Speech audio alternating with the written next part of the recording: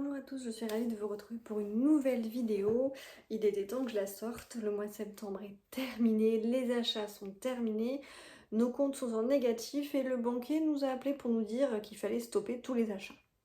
Effectivement, une fois la rentrée littéraire passée, voilà, le mois d'octobre devait être un peu plus calme, enfin surtout novembre-décembre, parce que le mois d'octobre, je sais pas si vous avez vu ma dernière vidéo sur les sorties littéraires du mois d'octobre, ça va être encore chargé, mais un petit peu moins qu'en septembre.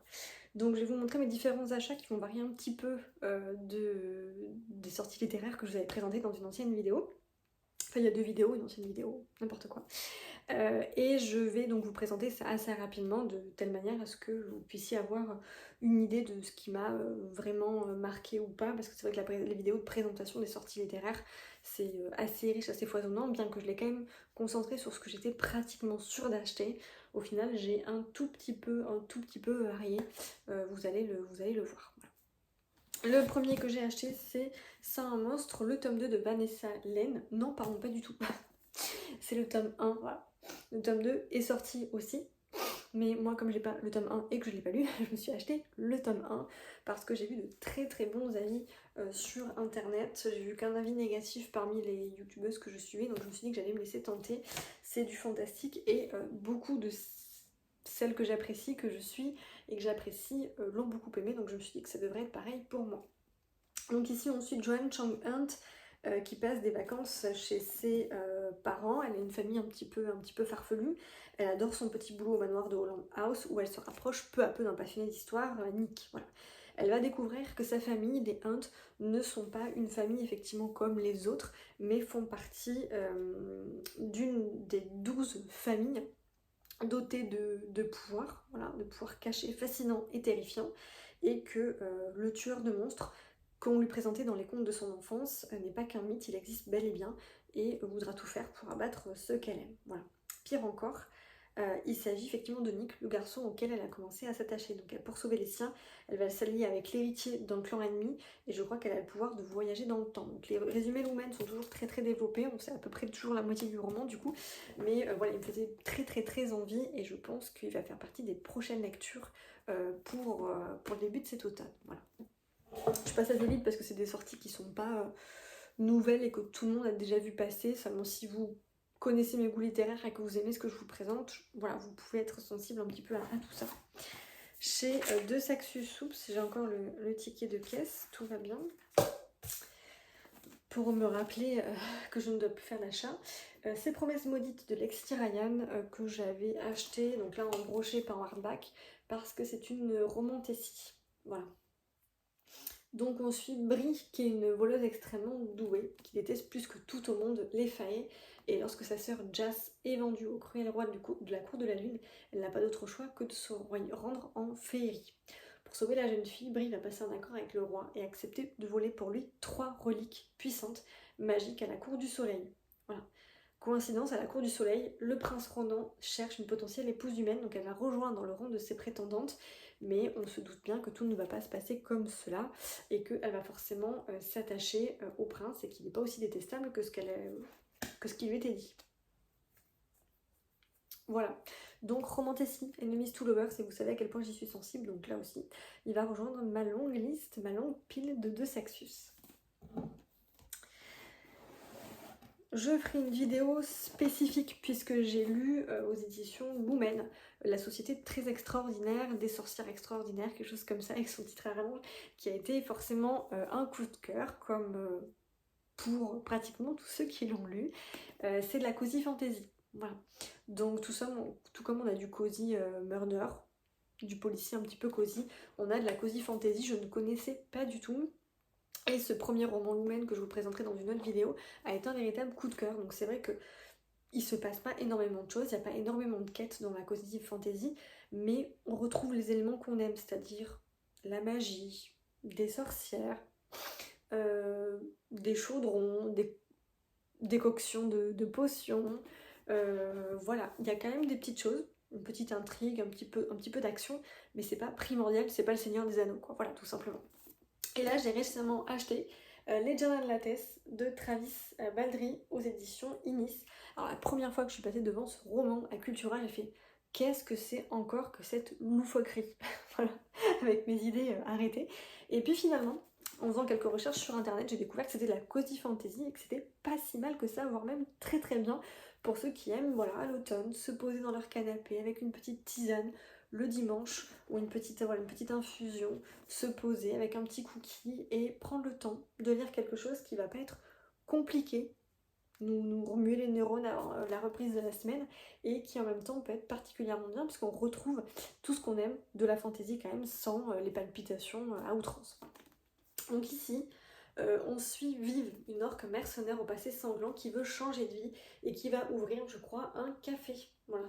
Pari risqué parce que tout le monde n'aime pas le café dans le domaine fantastique. Voilà. Les elfes, lutins et autres ratelins ignorent tout de ce breuvage qui semble peu ragoûtant, effectivement, à leurs yeux.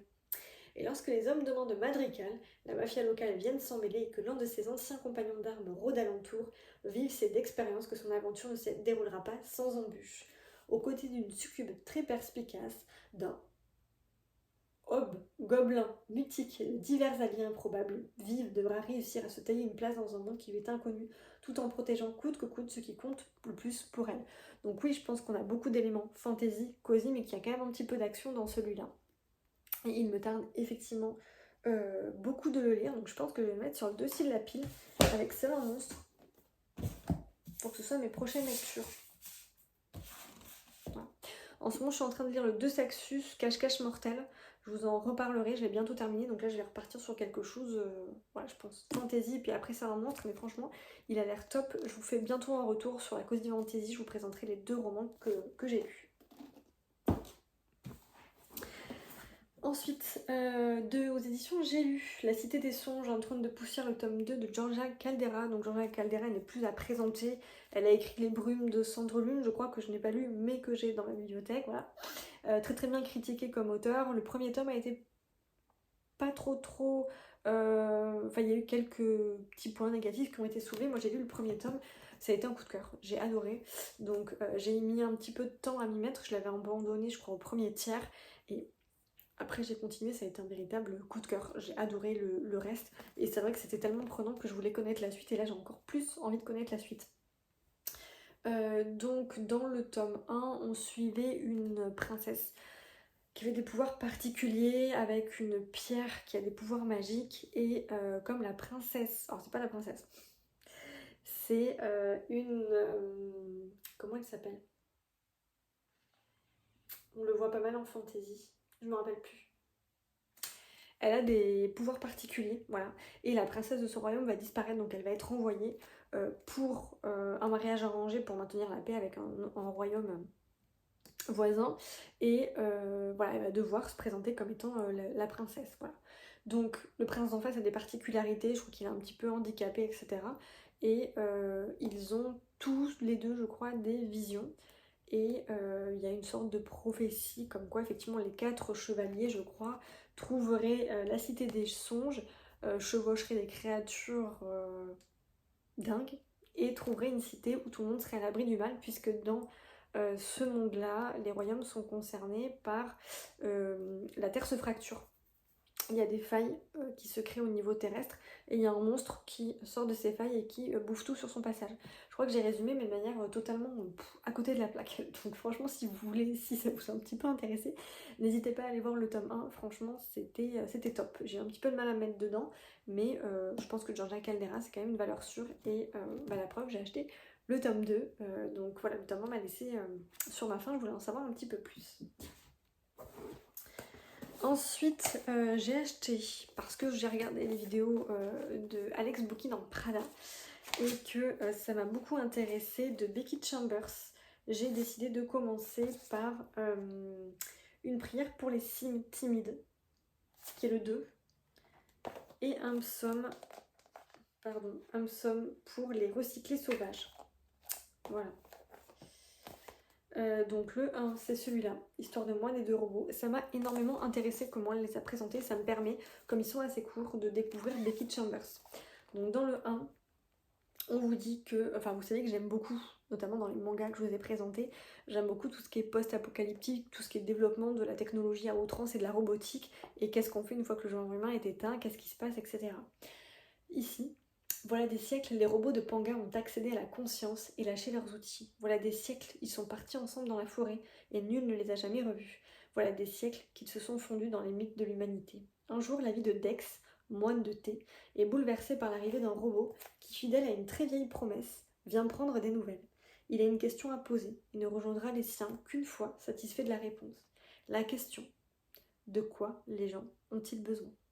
Mais la réponse dépend de la personne à qui on parle et de comment on pose la question. La nouvelle série de Becky Chambers s'interroge: dans un monde où les gens ne manquent de rien, à quoi sert d'avoir toujours plus? Donc oui, un psaume pour les recyclés sauvages et histoire de moines et de robots, ça me tente beaucoup. Voilà, la vision optimiste d'un monde fertile et beau qui s'est reconstruit après avoir frôlé la catastrophe. L'explorer aux côtés des deux personnages principaux est une expérience fascinante et délicieuse. Donc oui, ça me tente beaucoup de découvrir effectivement Becky Chambers avec ces deux petits romans. Alex Poukin en Prada les a adorés et elle est fan de Becky Chambers, donc il me tente de découvrir ça. Pourquoi pas à l'automne, un moment là aussi plutôt cosy je pense. Donc science-fiction et réflexion un petit peu sur le sort de l'humanité. Voilà. Ensuite, vous l'avez vu passer un petit peu partout aux éditions Lumen, La Forgeresse d'eau de Niki Popretto, La Maison des Morts. Alors désolée, la vidéo a coupé, j'avais plus de place sur le téléphone. Donc, dernier achat, enfin achat suivant plutôt. La Forgeresse d'eau de Niki Popretto aux éditions Lumen, La Maison des Morts, tome 1. Donc là, il me faisait très envie parce que on suit une combattante, une valkyre je crois, qui est badass et qui va partir à la recherche d'un prince qui est en difficulté. Donc Vren descend d'une longue et noble lignée de valkyres, dotées de pouvoirs magiques occultes et qui ont pour mission de se débarrasser des fantômes qui s'attardent sur Terre et sèment le chaos dans leur sillage. Donc elle a une épreuve d'initiation, elle va échouer à cette épreuve d'initiation et elle va être bannie et renvoyée au plus près de la faille, un no man's land qui grouille de revenants plus vicieux et imprévisibles les uns que les autres. Déterminée à regagner le respect des siens, elle va saisir la chance le jour où Léopold de Valorien, l'irrévérencieux prince de la Maison d'Or, est enlevé lors d'une visite diplomatique. Elle jure de tout faire pour le retrouver, quitte à affronter une armée de créatures venues d'outre-tombe et s'associer avec Julian, redoutable combattant, pourtant issu d'un clan ennemi. Donc oui, ça me tente plutôt pas mal, une héroïne qui est badass, avec peut-être un triangle amoureux, de la romantécie, un ennemi to lovers, donc oui, franchement il me tentait plutôt bien, l'édition vous-même. Donc je l'ai acheté. Voilà. Je pense que ça promet d'être pas mal. Pareil, aux éditions de Saxus, ce royaume tissé de Tahereh Mafi.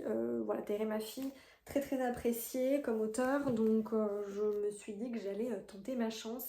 Et effectivement, là, le résumé me tentait un peu plus simple que ces promesses maudites au niveau du résumé. Voilà. Ici, on suit Alizée.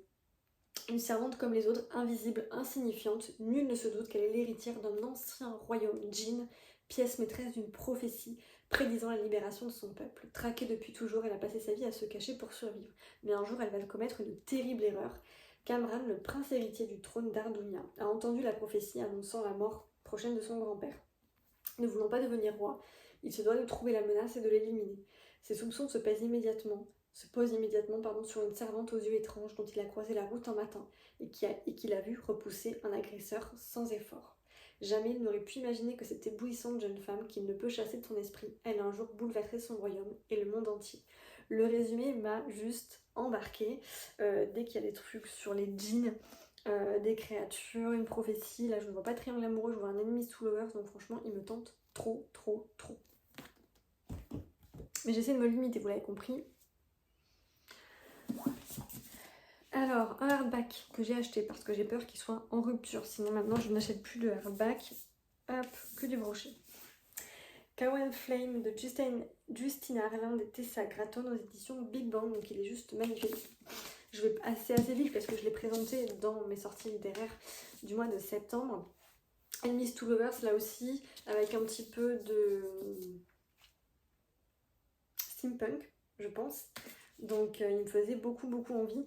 On suit Darling, voilà, dont la famille a été massacrée et elle a été récupérée par la maison de Kraken. C'est la maison de dragon qui a décimé sa famille. Et son père adoptif va être kidnappé et elle va partir du coup à sa recherche pour pouvoir le sauver, quitte à tuer tous les membres de la maison de dragon. De son côté, le prince de guerre de la maison de dragon, c'est Talon. Il mène les troupes d'élite de son frère, le haut prince régent Caspien. Voilà. Et son frère, il trouve qu'il a un comportement un petit peu bizarre. Le jour où, en pleine bataille, Talon tombe nez à nez avec une fille qui ressemble exactement à celle dont son frère dépeint les traits de façon obsessionnelle depuis qu'il est enfant, il sait quelle est la clé. Ennemis jurés, menacés par de sombres prophéties, Talon et Darling vont se retrouver pris dans les jeux politiques entre les maisons. Fantasy, j'espère qu'il y aura de la romance avec un petit peu de steampunk, donc franchement il me faisait énormément envie, pour moi il n'y a pas plus de voilà. Je vous ferai mon retour hein, à chacun des livres, j'essaie de faire une mini vidéo, alors j'ai du mal depuis début septembre, parce que depuis la reprise du boulot, j'ai beaucoup de mal à faire des vidéos de 6 minutes, mais je vais faire des vidéos, voilà, un livre, une dizaine de minutes de présentation pour vous donner mon retour, voilà, mais je pense qu'il va être top. Aux éditions Corrigan, puisque j'achète toutes leurs parutions pratiquement, je m'étais dit que je n'achèterais pas ce tome-là, parce que tout ce qui est harem inversé, c'est pas forcément mon type. Déjà, j'aime pas trop les triangles amoureux, donc vous doutez bien que les harems inversés avec une fille qui a de multiples prétendants, c'est pas trop mon truc, mais il a été trop bien présenté, la publicité a été trop bien faite, donc j'ai succombé. Broken Bones de J. Brie aux éditions Corrigan, Les Liens du Destin, livre 1, c'est pareil, il était sorti en VO et la traduction était très attendue, donc moi j'ai choisi la version brochée souple. La qualité est quand même là, en édition Corrigan, c'est du soft touch, il y a des rabats. Donc franchement, c'est voilà, j'ai pas pris le hardback, parce que déjà que je voulais pas l'acheter, mais que j'ai succombé, voilà. Donc on suit Hollander, qui découvre qu'elle a des pouvoirs, voilà. Des pouvoirs immenses et terrifiants, et elle va s'enfuir. Dans le monde d'Hollander, les femmes possèdent des liens, voilà. Ce sont des hommes à qui elles sont destinées et avec lesquels elles doivent vivre. Après l'avoir traquée sans relâche, ces hommes viennent la retrouver et la capturer. Elle doit vivre avec eux, même s'ils ont du mal à lui pardonner d'avoir tenté de briser le pacte sacré qui les lie. Mais Hollander avait une autre raison de s'enfuir. Sur ses épaules pèse en effet un lourd fardeau. La jeune femme tient leur destin entre ses mains. Désormais, en étant obligée de vivre avec ses âmes sœurs, elle met le monde en grand danger. Donc c'est un résumé à la fois mystérieux, qui titille un petit peu ma curiosité, mais le fait que ce soit un harem inversé, j'avoue que ça m'a un petit peu refroidi, donc j'attends de voir les avis pour ensuite me lancer dans la lecture, mais je l'ai acheté, c'est quand même pour le lire. Je suis en général pas très déçue par les éditions Corrigan, donc je tenterai effectivement ma chance.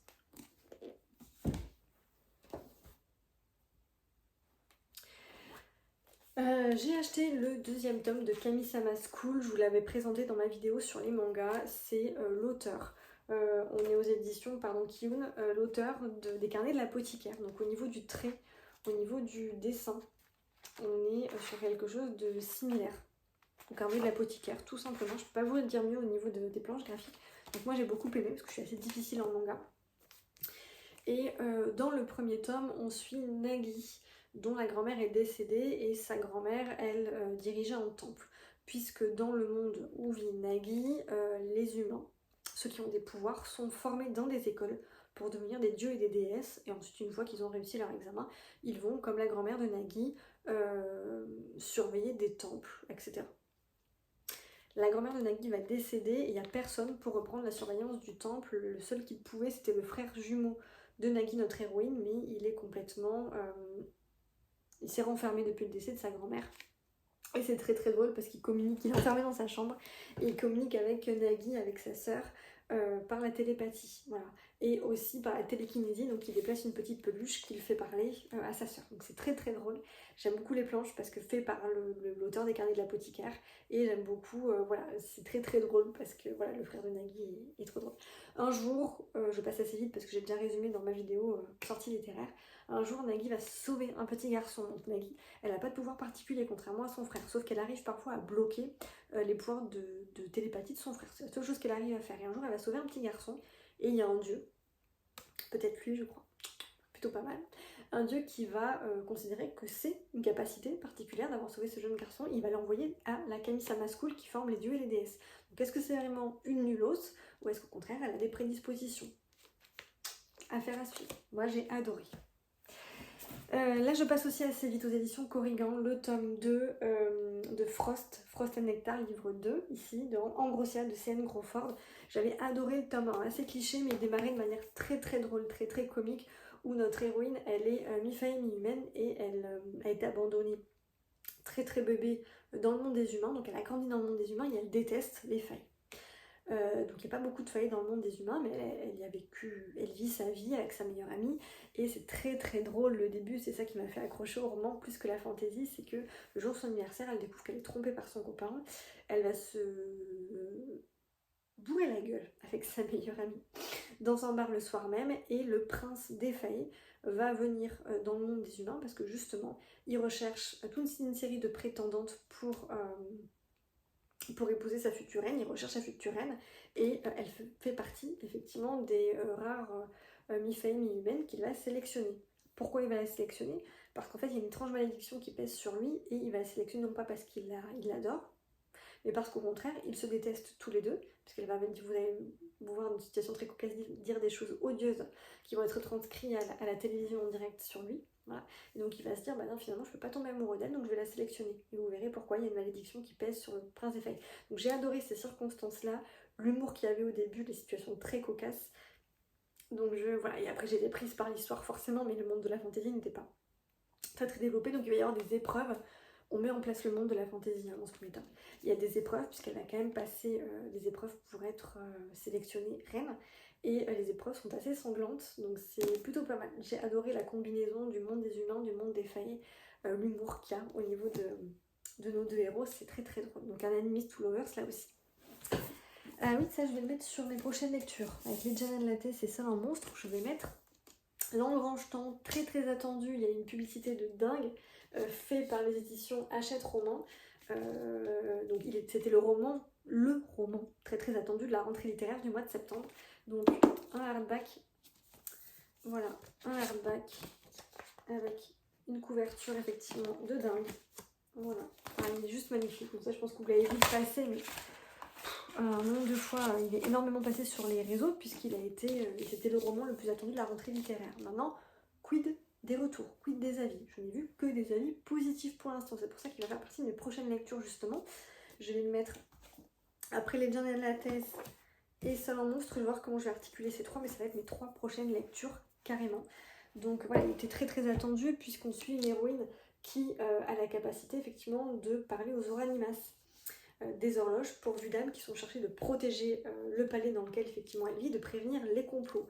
Un jour, du coup, le frère jumeau du roi va lui demander de réparer une horloge particulière, un engrange-temps, extrêmement rare et qui permet de voyager dans le temps.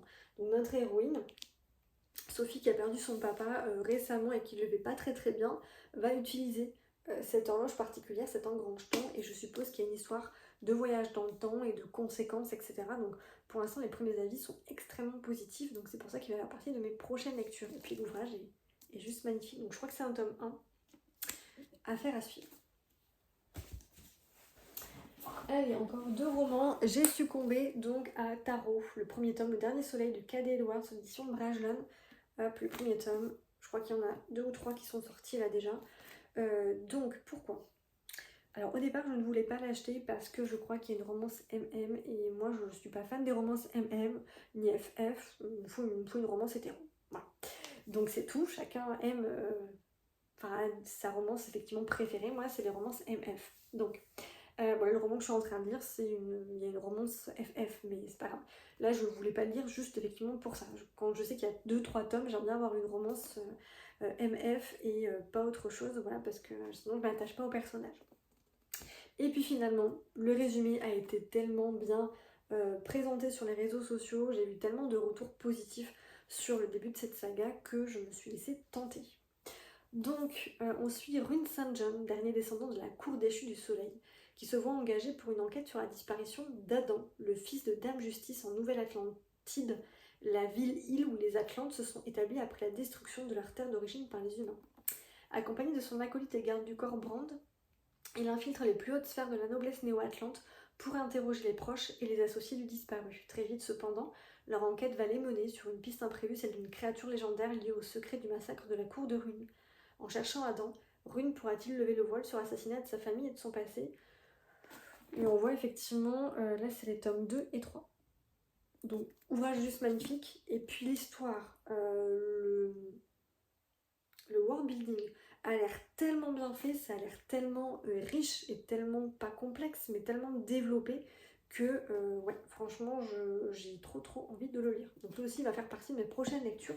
Donc j'ai mon top 4 de mes prochaines lectures, donc franchement il m'a trop donné envie. Alors effectivement il y a tout un lien par rapport au tarot, etc. Moi j'y connais rien en tarot ni en cartes, mais apparemment c'est pas indispensable pour pouvoir connaître, effectivement, pour pouvoir comprendre l'intrigue et les éventuelles énigmes à résoudre. Donc franchement le résumé et la façon dont les personnes qui l'ont lu l'ont présenté m'a vraiment donné très envie de lire. Donc oui, il va faire partie de mes prochaines lectures, sûrement après l'Engrange Temps. Et enfin, dernier roman que j'ai commandé sur le site de la librairie Le Renard Doré, puisque l'auteur, Michael Brun-Arnaud, est le fondateur de la librairie Le Renard Doré. J'adore y commander des livres parce qu'on a des marque-pages extrêmement qualitatifs que l'on reçoit. Et là, je m'attendais, en commandant Les Mémoires de la Forêt, donc tome 1 aux éditions École des Loisirs, je m'attendais à recevoir le marque-page du tome 1 qui est en rupture. Donc j'ai commandé le tome 2 pour avoir un marque-page du tome 2 et essayer d'obtenir celui du tome 1 qui est de nouveau en stock, mais c'est vrai qu'ils font des marque-pages hyper qualitatifs. Ici c'est le marque-page de Can't Stop Because I Can't Love You, pour ceux qui ont lu le webtoon adapté. Donc Mémoire de la Forêt, je pense que la promotion n'est plus à faire. C'est un roman plutôt jeunesse, je pense, mais qui peut être lu par tous les âges, qui parle de la maladie d'Alzheimer sous couvert effectivement d'une histoire plutôt doudou, où on suit effectivement Célestin Loup. Donc, chez Archibald Renard arrive un visiteur qui risque bien de gâcher les réjouissances. Célestin Loup prétend, document à l'appui, être le véritable propriétaire de la librairie qui aura appartenu à son grand-père. Expulsé de ce lieu qui est toute sa vie, Archibald doit faire la vérité sur cette histoire. Accompagné de son neveu Bartholomé, il part en quête des carnets de son propre grand-père, Cornelius, désormais incapable de s'exprimer par lui-même. Ah oui, les carnets qu'il a confiés à une mystérieuse société secrète, et celle-ci semble déterminée à s'assurer que le renard est digne des souvenirs de son ancêtre. Donc tous ceux qui l'ont lu, ça a été un véritable coup de cœur incommensurable. Donc je me suis dit que j'allais tenter le tome 1, c'était l'occasion. Et comme j'aime bien avoir les marque-pages assortis au livre, c'est pour ça que je l'ai commandé. Donc là, le tome 3 va sortir. Donc je vais essayer de le sortir de ma palle assez rapidement pour lire le tome 2 et le tome 3 peut-être juste après Noël, puisque le tome 3 a une couverture un petit peu hivernale, vous le verrez. Voilà. Donc il y a une tournée, l'auteur est parti en tournée de dédicace et franchement ça a l'air trop bien. Donc c'est un véritable coup de cœur parce que je pense qu'il doit présenter avec des métaphores comme il faut la maladie d'Alzheimer. Je pense qu'on doit s'attacher aux personnages, voilà, les illustrations. Le tout a été fait par Sanoé, l'illustratrice. J'ai d'ailleurs quelques affiches, moi je crois, d'elle que j'avais achetées, parce que sur la librairie ils mettent en vente pas mal d'affiches. Moi j'adore effectivement les illustrations qui ont été faites, c'est juste magnifique. Donc j'espère être séduite vraiment par... il y a un puzzle d'ailleurs, j'ai vu sur le site un puzzle qui sort justement, qui a pour thème les mémoires de la forêt avec toutes sortes de créatures, des arbres magiques, etc. Et c'est juste magnifique. Donc je le mettrai peut-être sur ma liste de Noël parce que c'est... Voilà, on doit être dans un monde fantastique avec des personnages très attachants et une histoire vraiment doudounesque. Vraiment, il y en a beaucoup qui ont pleuré à l'issue, à la fin du premier tome, donc j'ai hâte de voir ce que ça peut donner. Voilà. C'était donc l'énorme book haul du mois de septembre. Il faut que je vous laisse, j'ai mon banquier qui m'appelle pour me dire attention octobre, je te bloque toutes tes cartes. Non, en octobre je vais tâcher de faire attention. Je vais commencer à préparer ma liste de Noël. Je ne vais acheter que les hardbacks. Voilà, que ceux qui risquent d'être en rupture de stock, je vais m'arrêter là. J'espère que ça vous aura donné des idées lecture. N'hésitez pas à mettre en commentaire si vous avez juste un titre qui vous vient et que vous me recommanderiez. Voilà, je vous souhaite en attendant de très bonnes lectures et je vous retrouve très vite. À très bientôt.